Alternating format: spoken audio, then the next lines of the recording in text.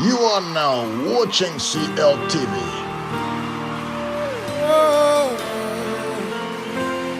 Please like, share, and subscribe.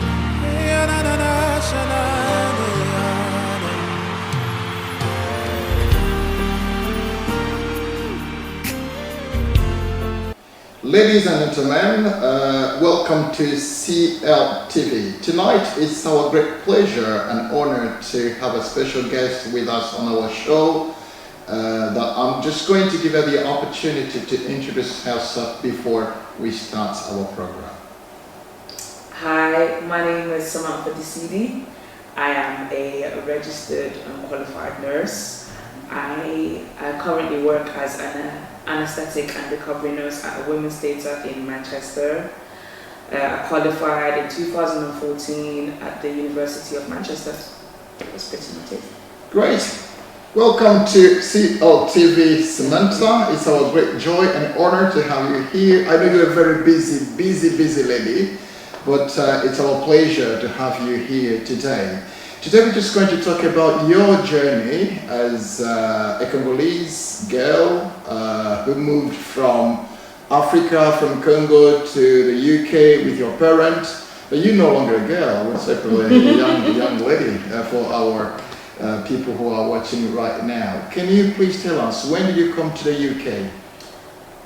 Pretty much came to the UK, I remember, from the age of 7, 8. I think that was over 20 years ago. Mm-hmm.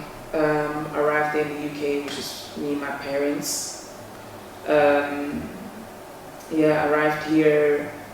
Then the struggle of not knowing the language, which was a barrier for me initially, but because of the age that I was at, I think it helped in a way for me to be able to capture the language, to grasp it quite quickly in comparison to my parents. That's right. So as soon as I got here, I remember at the time we were living in Salford.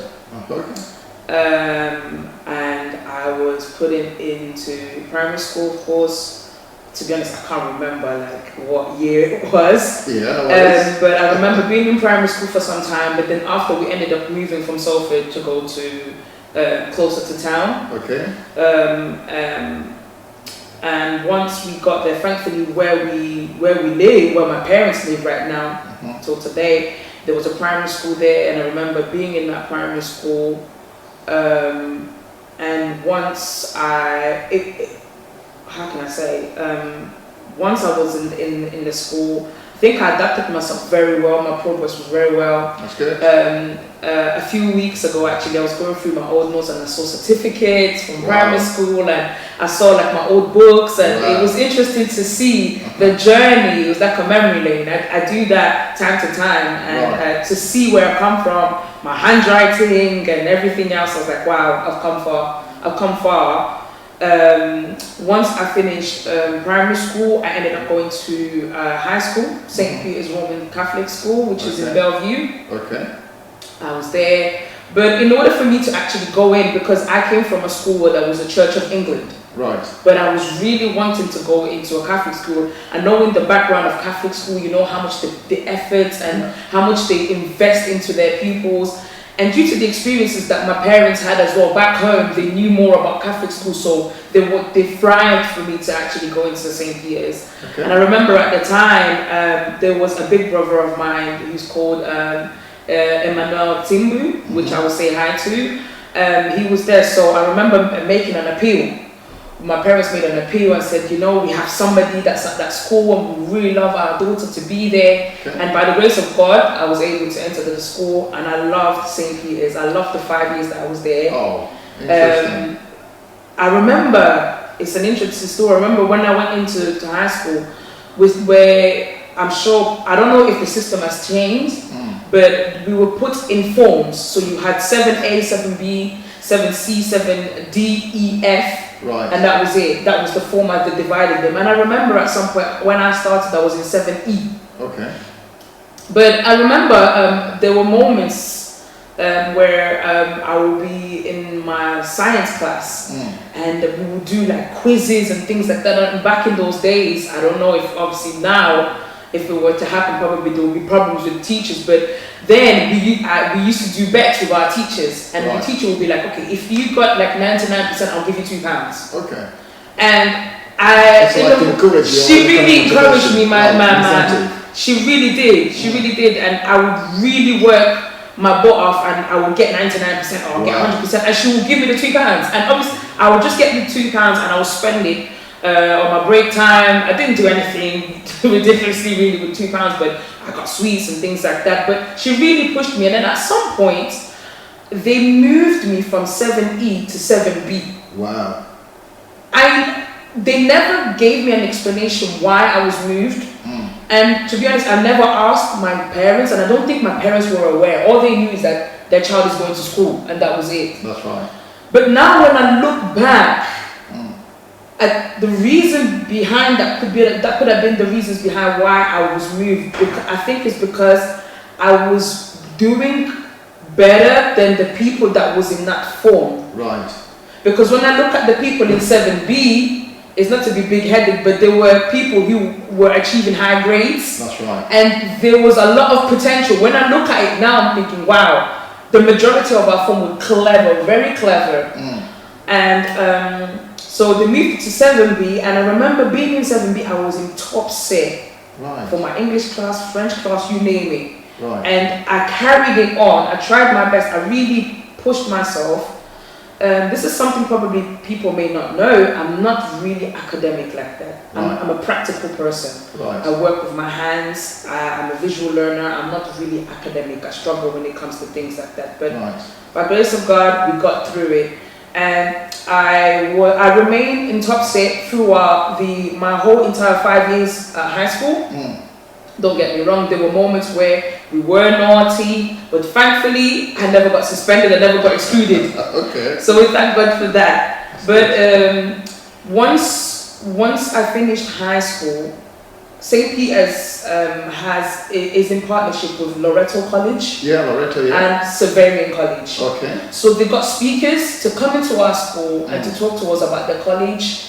And to be honest, the majority of people that came from my school would either go to Loreto or to Severian. It was like a standard thing. And again, for your information, or for those who are watching, Loreto and Severians are very good colleges. They are very good colleges with a very good reputation. They do across the Great Manchester and the UK. Yes. Go on. Yes. So once the speakers came, I already made my decision. But what I did was, and which I find is a shame now because they don't have like advisors at school anymore. Right. We had people like connections. I'm sure people who were in high school back in those days know about connections, and they were able to put us through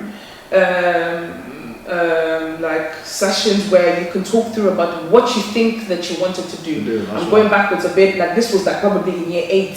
So the career advisor. It was like a career advisor. So they kind of orientated to see like where you would go and things. And once I was in high school, just to go back a bit, I remember they organized because I wanted to be a doctor at the time when I was in high school. Don't ask me why, but that was what I was thinking. I wanted to become a doctor. When I started going through school, I thought probably doctors. And when I started to look at the requirements that we needed, at college and things, I was like, let's be realistic here.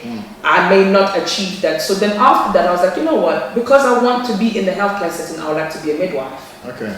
So what happened was, connections helped us to get mentors from the University of Manchester. Okay. So these people were students, or they were coming towards the end of their studies, and they were mentoring us, like giving us talks or just guiding us basically on what to do and what to look out for and things like that. And they used to organize sessions, and I remember this was at Wivenshaw Hospital. We did sessions there, I even have certificates. One time we were sent to Oxford. Okay. Oxford University. We did some sessions there. So I had all that to put in my CV. Wow. So once I applied for Loreto, I got a place, and I remember picking my options as business studies, French, but that was a must because coming from a Congolese background, it was like, so I did French, I did biology and I did psychology. Okay. The reason being I picked psychology and biology because what I did was, which a lot of people I think don't do now, is when I was in high school, I looked at the university that I wanted to go at and looked at the requirement that was necessary, so that I knew what course to apply for A levels. Because what I'm seeing a lot of young people doing now is that they wait until they come to the end of high school, pick random courses, and by the time they get to university, they realize that, oh, the requirements of the uni is not what I've actually done.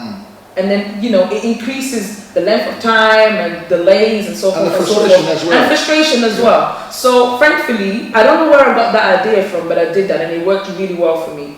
So, I did that as it's A level. So, the first year I dropped, I think it was biology. Okay. Some way, somehow, I was failing in that course. Although I was really into biology, into sciences. But I don't know whether if it was my technique or I wasn't understanding the questions properly, and we never got to the bottom of it. So I thought, you know what, I'm not going to waste time.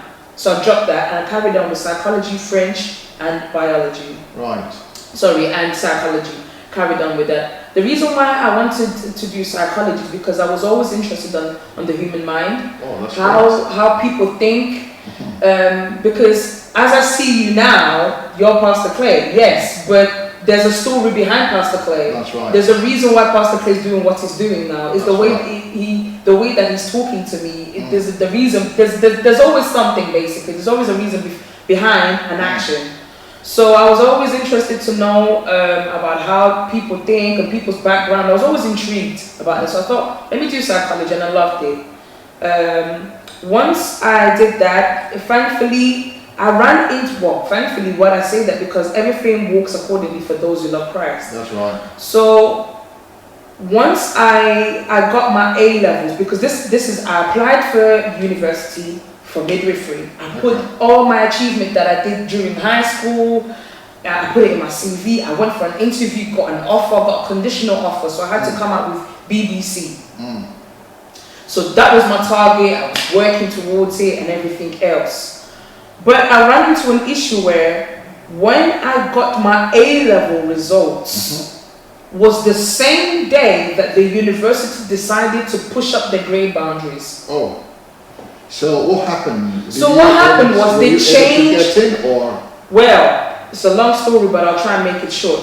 So what happened was on the day I was like, I rang the university and I said, I got my grade, I got the grades that was required according to the conditional offer that I was given. But you have pushed your grade, you've changed your grade boundaries to BBC, and I got BBC, to BBB, I got BBC. And I was like, yeah, well, it's a competitive course, so unfortunately you will not be able to get in. And I'm like, really? Seriously? How did you feel? I felt betrayed. Oh my God. To be honest, I felt betrayed. I did not know what to do. I did not have a backup plan. I wasn't aware about the clearing system. So you store all your eggs in one basket and then it's basically, yeah. And it was down, and I thought to myself, and throughout my entire life, I used to say to myself, I would never do nursing. I was like, nah, nursing not for me. And the reason being I was saying that is because of what I was seeing on social media, on the news, and how it was portrayed, and from people as well, like nurses don't get good wages, they do this, they do that, but there's a whole lot. Nursing is a whole world. There's so much you can do. There's so many avenues that you can. And all I saw was like the ward, and I was like, no, that's not for me. So it came to a situation where I was like, okay, I had to go through clearing, and I was looking at the course. I'm like, what? None of these courses interested me, and I'm like, I wanted to become a midwife. Lord, why is this happening? So I saw adult nursing, I saw mental health, and I remember at the time I spoke to my tutor at college. I said, sir, right now I'm at the crossroad. Like, what do I pick? Mental health or adult nursing? And my tutor, he said to me, he said, pick adult nursing. So I picked it. Any particular reasons for you to? To be honest, no. I think I picked it saying that because the advisor that I got on the phone said to me that you can always go through nursing, and then once you qualify, you can do the 18-month conventional course. So that means that you're both qualified as a nurse and as a midwife. That's right. So that was my aim. So I thought, let me power through 3 years, and then I can always be a midwife at the end with it. But everything happens for a reason, and I believe that. So I applied for adult nursing. The process went for the interview, we got in and everything smooth. Okay, September, here we go. We start the course. I was not interested one bit. Because I had midwifery in my mind, everything that was being presented to me, I was just not going through. Was just not going through. And I remember. Any particular reasons? I think it's because I felt like a failure, that I was not able to get into something, so I was getting the second best. Right. That's how I felt. Right. So I remember. You felt a bit betrayed. Yeah, I felt cheated, to be quite honest. I felt quite cheated, and I was like, this is like second best. I'm doing second best here. This is what I wanted, and I've not got it. So I was quite hard on myself. So what happened was, in October, I remember one day I was like, I'm gonna quit this. I remember going to my academic advisor, who at the time, to be quite honest, I felt like I didn't really get much support from her, which is unfortunate. So I went to her and I said, this is not for me. I can't do this. I can't do it. So so I spoke to my advisor. She didn't even think twice. She didn't even question me, nothing, which is a shame. But anyway, so she wrote me my letter so that I can take to the admissions. And I remember walking out, giving my letter to the admissions, and then walking out of the university. And once I walked out of the university, I just started crying. Oh. I just started crying. Why did you cry? What was the reason? To be honest, I think it's because I was like, wow, I've got no job, no degree. Oh. What am I going to do with myself? I don't know anything else. It looks like you felt like you have failed. I failed. Right. I was in tears. I remember going home, I was in tears. I didn't say anything to my parents at the time. Now, how did you go from that feeling to moving forward? Wow. So what I did was I rang the admissions of midwifery and said, this is what's happened. I've left. I even rang, so the lady that I got on the phone, she was an angel, and I wish I actually got her name, but I never did. Right. She was so lovely. She was a godsend, and she said to me, Samantha, this is what I will tell you. Midwifery is a very competitive course. What I would say is, go back to your college, ask, can you get back onto your course and probably redo your A-levels, but just bear in mind, just because you're going to redo your A-levels and if you get the grade, doesn't guarantee you that you will be able to gain a place again in midwifery. What I would say is, get back onto the nursing course, finish it, and then do your midwifery later. That's how I knew it through for this lady. Right. And I felt discouraged. And I said, okay, no problem. She said, don't worry, I will do everything for you. I will re-establish you into the university. I will message your academic advisor and take it from there. And that was it. Did she do what she did. Oh, she did what she told you? She did. Like, I left today, tomorrow I was back in uni. Oh, that's great. So, I just want to tell our anyone is viewing or watching this program to like, subscribe and share this video. It's a very good story. The reason why we brought you here, because we understand that you are doing very well. You are a perfect example of a young Congolese lady, and I can start from a young Congolese girl who migrated with her parents in the UK, and you integrate yourself. You are doing very well. So we want to tell all the viewers that we are trying to give ourselves this great mission to mentor the young people.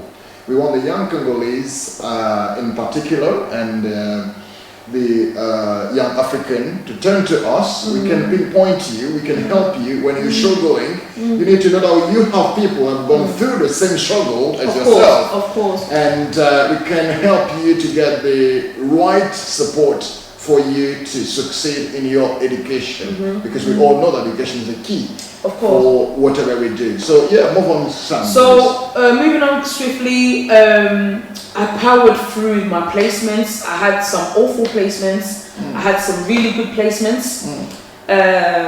And I was able to fulfill everything. I remember there were days where I was doing my essays, I was struggling, staying up late in the night, doing your dissertation in your third year, whilst you're trying to fulfill 37.5. Basically, that's like full-time working hours. On top of that, you have seminars, you have everything. Wow. And I remember on our graduation day, and they were putting our robes on us, and the lady was asking, did you enjoy your course? I said, not even.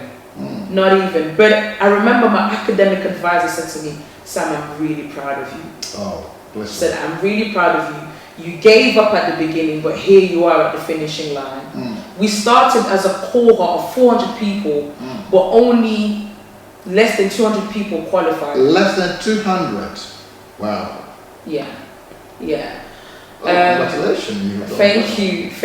Very proud of you. So I graduated, and that was it. So I applied for a theatre job. I remember going for my interview. It was my first ever job interview. No experience whatsoever. I did my interview, and then I didn't get the job. And I was like, oh my God. This is the place that I want to be. This is what I want to do. Again, you feel like a failure. But at the time, during my training, I got myself into NHS professionals. Okay. So it's like an agency. It's an agency company that supplies healthcare workers for NHS when there is short staff. Right. So I did that for some time, and I remember going into this department on newborn intensive care unit. That's the care of newborns, of premature babies. I started banking there as an agency staff there, not as a nurse, but as a support worker. I got my face known. The band 7s, the band 8s were like, oh, you're a hard-working person, you know, we really want you to join us. Are you a nurse from background? I said, yes, I am. And I was like, oh, they were like, please apply. We really want you to join us. And I said, well, I'm an adult nurse. Here is just children. I'm not children trained. They said, no, it doesn't matter. You can still apply because we take both. All right. So I remember at the time, I got information. So I spoke to the head of department.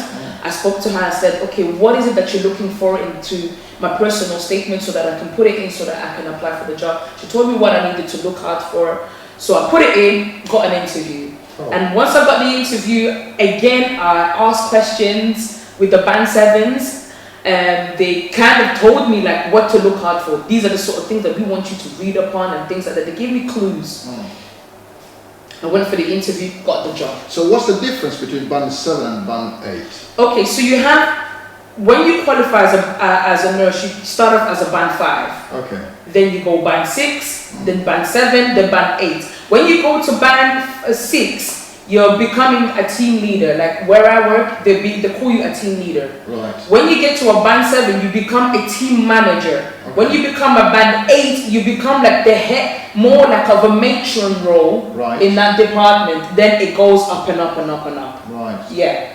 So I spoke not to the band 5s, not to the band 6s, but to the band 7s because the band 7s were the one that were able to see my potential. Right. Yeah. So I did my interview and got the job. I worked there for about 8 months, which was a struggle. It wasn't easy because you had to learn the job and do the job at the same time. Right. You're not only looking after people's poorly babies, but you're also looking after their parents as well. It was a real struggle. Wow. And once the theatre job that I work in now came up again, I applied again for the second time because that was that was the area that I wanted to work in. Right. I applied for it, and once I applied for it, I got an interview. And this is just a brief testimony that I just want to give, as I'm a believer. I remember the night before my interview, I had a dream where there was interviews taking place, and this girl told me, Samantha, they're gonna ask you this question. I can't remember what the question entailed, but she said, this is the answer that I want you to give when they ask you this question. Right. So as soon as I wake up, I write down the question and I write down the answer. Go to my interview, And the two people that interviewed me were the two people that mentored me when I was a student. Wow. Which made it a bit... What a coincidence. Yeah, it was a coincidence, and at the same time, I was a bit like, oh, these people know me, so you feel some type of way, you're like, oh, I don't know how to be, but they made sure that I was comfortable, and they put me at ease. They really put me at ease. I went through a series of questions, and the last question that they asked me, Pastor, was the question I was told in the dream. Wow. And I remember answering to that question, both of the team leaders just looked at themselves and thought, where did this girl get the answer from? Because she doesn't work in theatre, where would she know this? Wow. And It's I remember like a miracle. it was like a miracle. And then I remember around 2 o'clock in the afternoon, I got a call to say that I got the job. The way I was shouting, Wow. I was screaming, because that was where I wanted to be. I loved the people, the hours, the job. It was just so me. And I started working as a recovery nurse at first. Mm-hmm. I did that for about 2 or 3 years. Then I was put through the anesthetic course. Can you explain what is a recovery nurse for the people who are watching right now? Well, 5 minutes. Okay. So, recovery nurse. So, a recovery nurse is somebody that looks after patients that have undergone surgery. So, they're more concerned about the patient's airway, breathing, their circulation, making sure that observations are okay, dealing with their pain control, giving them any emetics, that's anti-sickness. So psychological supports as well sometimes, depending on the type of surgery that the patient is going through. Right. Yeah, so that's what, So, it's quite a lot, but it's... I think you have so much to tell, but if I can ask you one question, Sam. We have a lot of Congolese boys and girls watching right now. If you have many are discouraged because they come from a country which is a French-speaking country, and they migrate in an English-speaking country. Sometimes the integration within the British community is a big problem, and some are probably coming from families where they don't have enough support from parents. Yeah. If you had something to tell these young people, boys and girls watching, what will you say? What I would say is really you need to think through what that is it that you want to do in life, and have communication with your parents. I really bless God for my parents, because they were very encouraging. They believed in me, and they were not those sort of parents that were imposing, you have to be a doctor, you have to be this. I told them my dream, and I said, this is what I want to do, and they told me the disadvantages and advantages, and they pushed me in the right direction. Yes, integration sometimes is difficult, but you have to be somebody that's open-minded. Yeah. You have to be open-minded. Also, you need to have your goals and objectives. You have to have your goals and objectives. Have your plan in place, because I think somebody who has a plan in place, they know where they're going. That's right. Whereas if you don't have a plan in place, you'll be easy influenced and taken right, left, center. That's right. That's pretty much it that I can say. So, what is your very, very best memory of your journey as a Congolese girl who migrated in the UK? I think is looking at the achievements that I've been able to achieve now. When I look, not only that I'm a nurse, but I'm a singer, I'm a preacher, and all that also helped me by integrating. Right. You know, by accepting the cultures that I found, adapting myself to the cultures with the other ethnicities.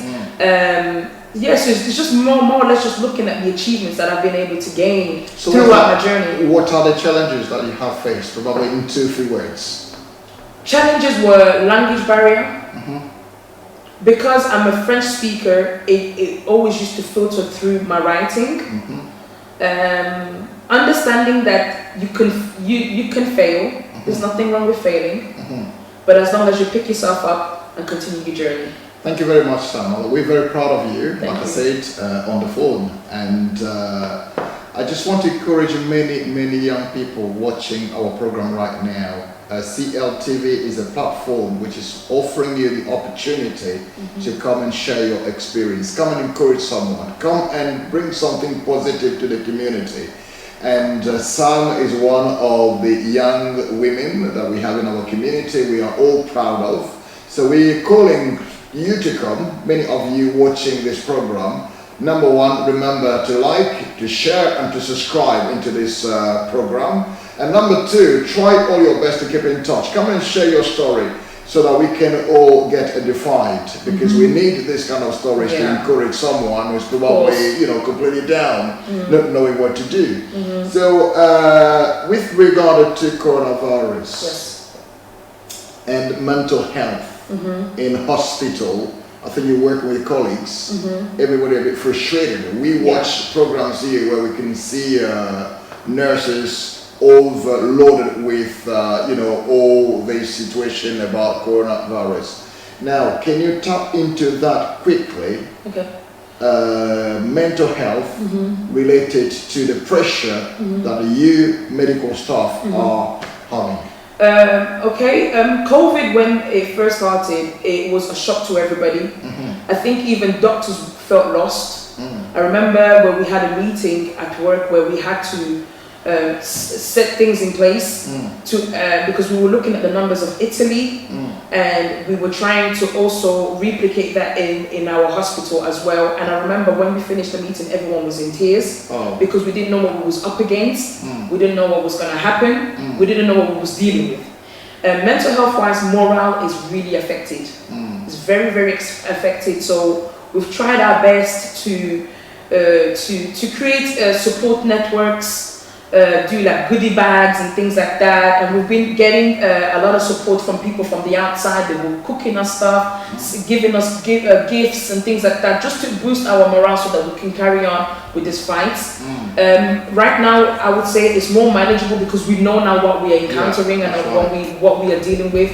But dealing with the unknown last year was very, very scary. Very scary, and I can say that NHS has done a very incredible job. We're very proud of.